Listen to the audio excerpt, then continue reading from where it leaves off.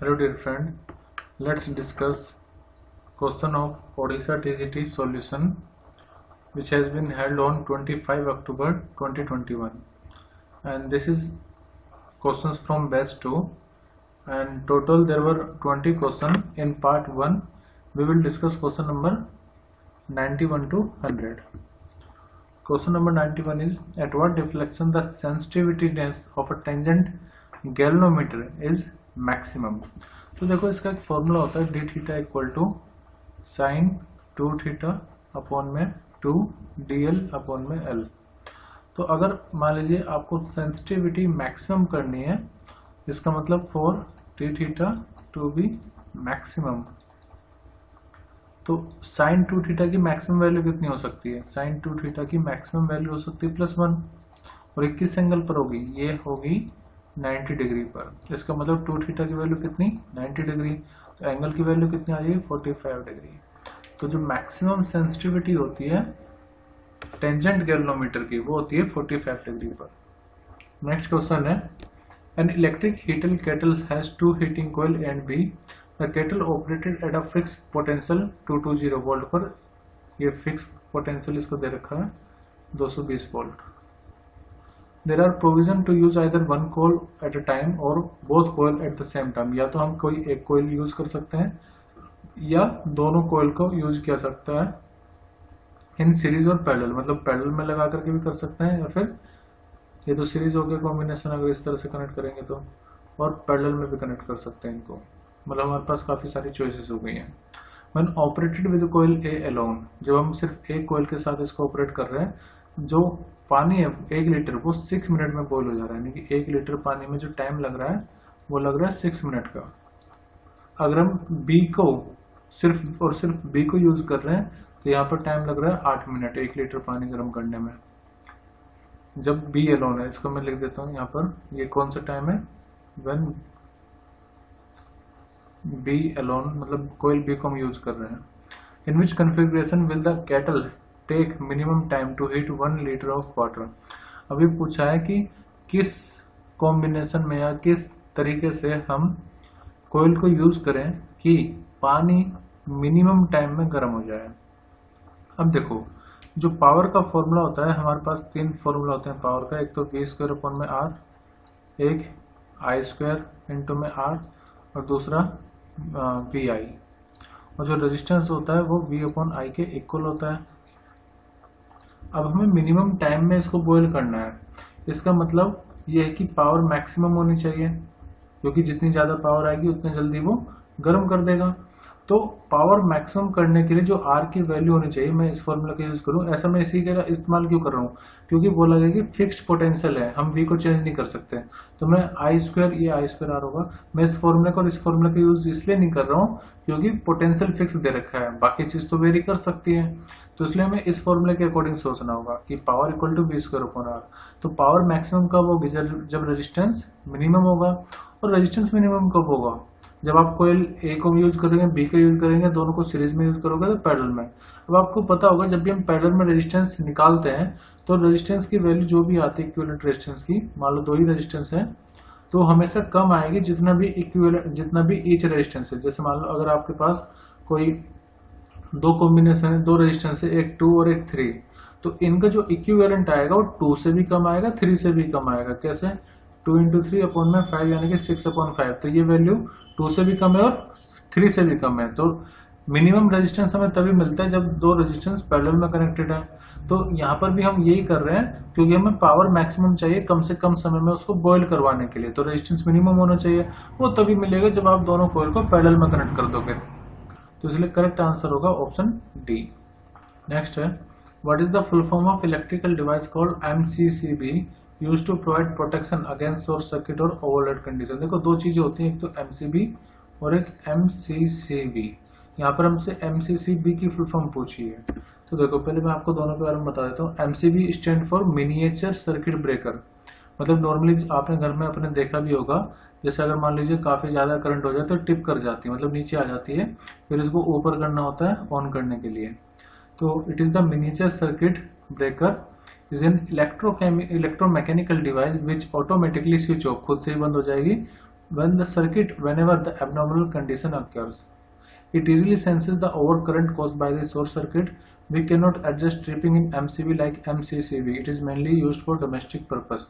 मतलब कि अगर वही जो मैंने आपको बताया बहुत ज़्यादा करंट फ्लो होने लगता है तो ट्रिप कर जाती हैं, और इसको हम नॉर्मली डोमेस्टिक यूज में इस्तेमाल करते हैं।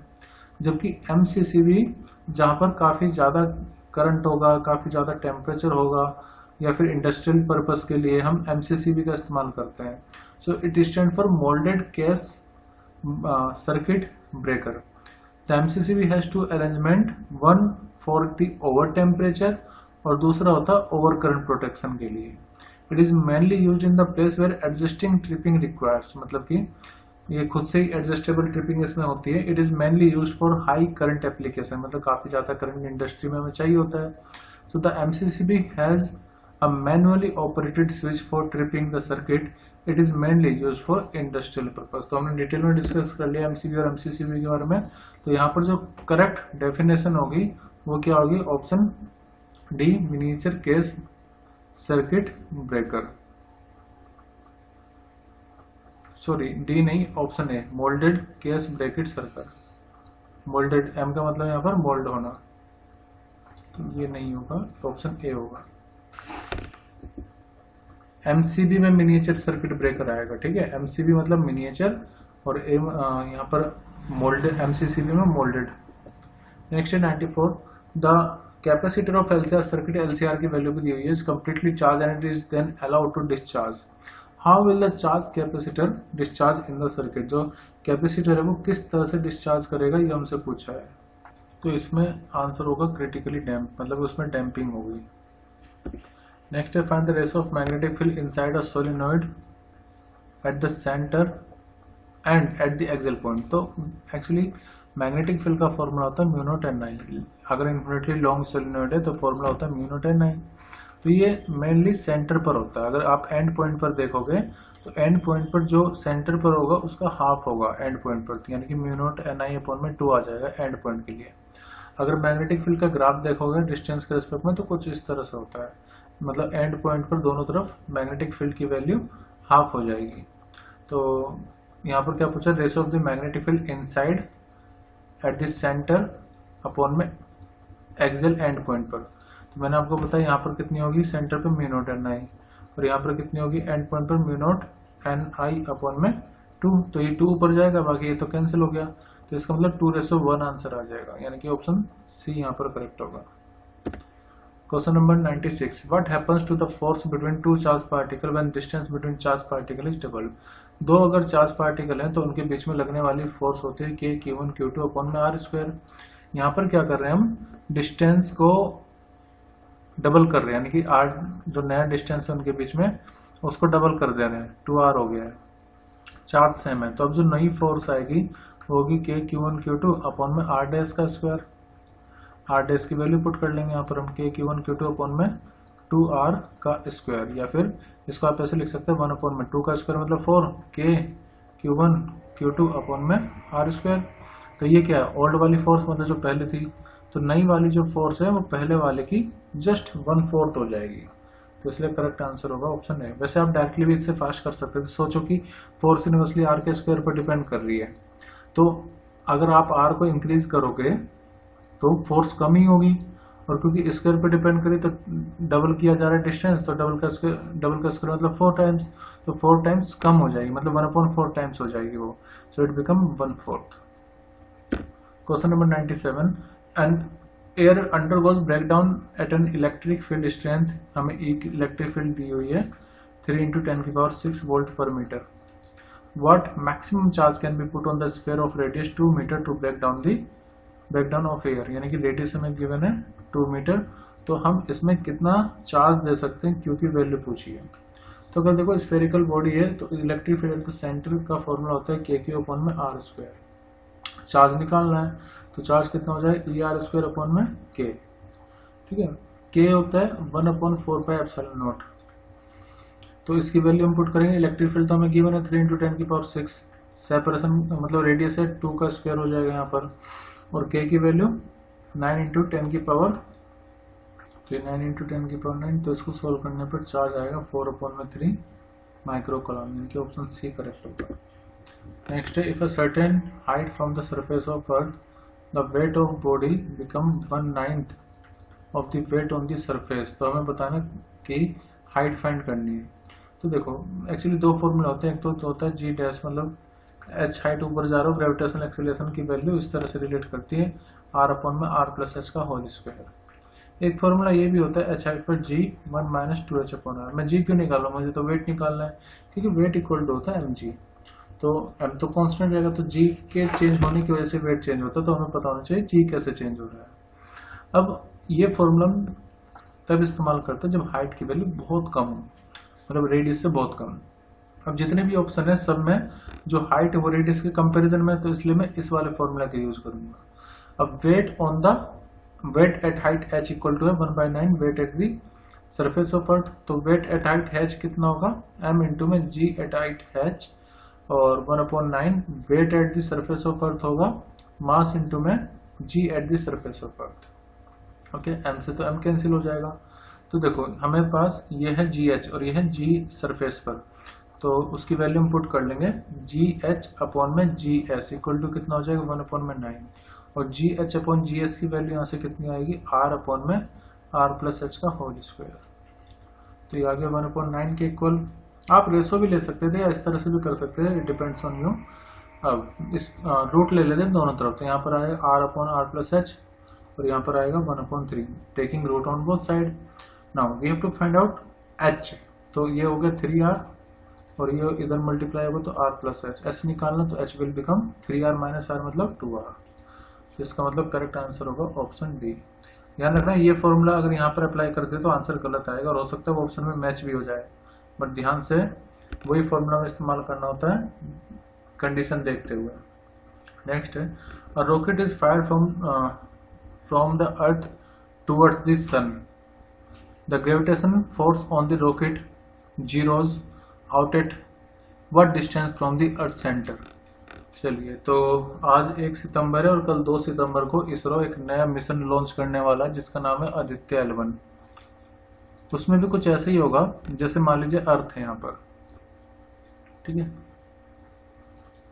और सन मान लेते हैं इधर है, उससे बड़ा ही होगा। तो यहाँ पर एक L1 का मतलब होता है लैग्रेंज, L का मतलब होता है लैग्रेंज। तो एक पॉइंट ऐसा आता है जहां पर उस सैटेलाइट को, उस मिशन को वहां पर लॉन्च करके वहां पर भेजेंगे जहां पर सन का और अर्थ का जो ग्रेविटेशनल पुल है वो बैलेंस हो जाए, और इट विल एक्सपीरियंस, जो सैटेलाइट है यहाँ पर, it will experience the centripetal force and it will continuously move without any external fuel. तो इसको इस तरह से हम लॉन्च करते हैं। तो काफी सारे पॉइंट है जिसमें से हम L1 पॉइंट पर लॉन्च कर रहे हैं, मतलब इसरो। तो ये क्वेश्चन में कुछ ऐसे रिलेटेड है कि हम एक रॉकेट को फायर कर रहे हैं टुवर्ड द सन, यानी कि यहाँ से वो फायर किया जा रहा है। The gravitational force on the rocket zeros out at what distance from the earth centre.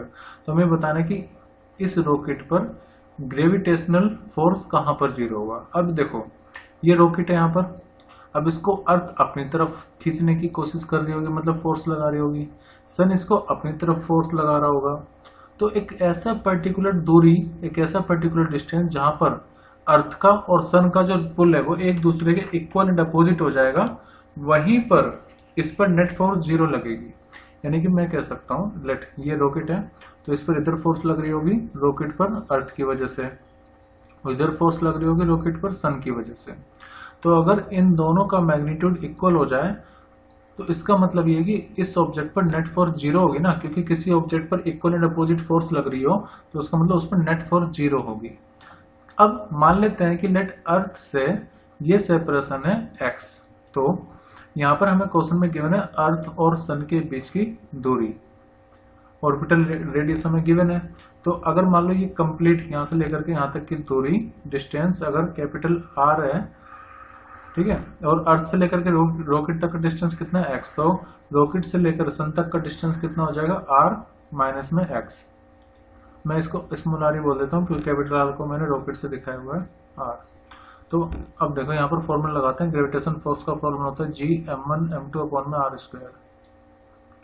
Force between rocket and earth कितनी होगी, G mass of earth mass of rocket upon में x का square. This will be equal to force between rocket and the sun, so it will be equal to G mass of sun into में mass of rocket upon में r minus X का square. अब देखो ये तो cancel out हो जाएगा, g से g cancel, mass of rocket से मास ऑफ रॉकेट कैंसिल। अब हमें निकालना है x की वैल्यू, r की वैल्यू पता है हमें और मास भी पता है सन का और अर्थ का। तो हमारे पास आ जाएगा मास ऑफ अर्थ और यहाँ पर x का square equal to mass of sun upon में r माइनस एक्स का होल स्क्वायर। हमें क्या निकालना है, x निकालना है। तो काम करते हैं, इसको जल्दी आ जाते हैं, हो जाएगा r माइनस एक्स अपॉन में x, इसको कंप्लीट पे होल स्क्वायर में लिख रहा हूँ, इक्वल टू ms अपॉन में me, MSME ministry of small and enterprises, यहाँ पर आ जाएगा ME। ओके, अब देखो इसको ऐसे लिख सकते हैं ना, r अपॉन में x minus 1 square ms upon में me। अब ले लेते हैं रूट ऑन बोथ साइड, तो r upon x minus 1 equal to कितना आ जाएगा, रूट ms अपॉन में me। हमें तो x निकालना है तो 1 को इधर ले आते हैं, तो r upon x equal to कितना आ जाएगा, रूट ms अपॉन में me और प्लस में 1। x निकालना है ना, तो इस पूरे को, ये जो पूरा है ms अपॉन में me रूट प्लस 1, इसको हम r के नीचे लाएंगे और x को ले जाएंगे उस तरफ। तो मैं यहाँ पर कर देता हूँ उसका। So we can write x will be equal to r upon में रूट ms अपॉन में me और प्लस में 1। तो इस तरह से इसरो फाइंड कर लेता है कि उसको अपना रॉकेट सैटेलाइट कहाँ पर भेजनी है मिशन लॉन्च करने के लिए। वही कुछ हम भी कर रहे हैं।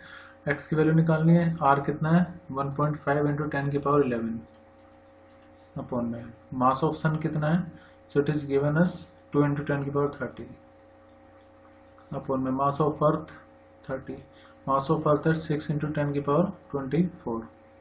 और यहाँ पर अलग से देखो रूट में नहीं है, अलग से मैं लिख देता हूँ 2 प्लस में ऐसे। तो जब हम इसको सोल्व करेंगे विल गेट 2.6 इंटू 10 की पावर 8 मीटर। तो करेक्ट आंसर होगा option B. Question number 100, what will be the apparent weight of body of mass 50 kg when it is travelling upward with acceleration. अब देखो अगर मान लीजिए लिफ्ट ऊपर जा रही है तो जो अपरेंट वेट का फॉर्मूला होता है वो होता है mg प्लस है। अगर वो नीचे आ रही होगी लिफ्ट तब फॉर्मूला होता है weight equal to mg minus है अपरेंट वेट का। और अगर कांस्टेंट वेलोसिटी से आ रही है तब वेट में कोई चेंज नहीं होता। फिलहाल इस केस में ये ऊपर जा रही है तो हम इस फॉर्मूले का इस्तेमाल करेंगे g प्लस ए का। m कितना है 50, g की वैल्यू नहीं दे रखी तो 9.8 लेनी होगी, प्लस में एक्सीलरेशन है 2.5। तो weight will be equal to 50, इन दोनों को ऐड करेंगे तो आएगा 12.3। So it will be equal to 615 newton, यानी कि करेक्ट आंसर होगा ऑप्शन बी।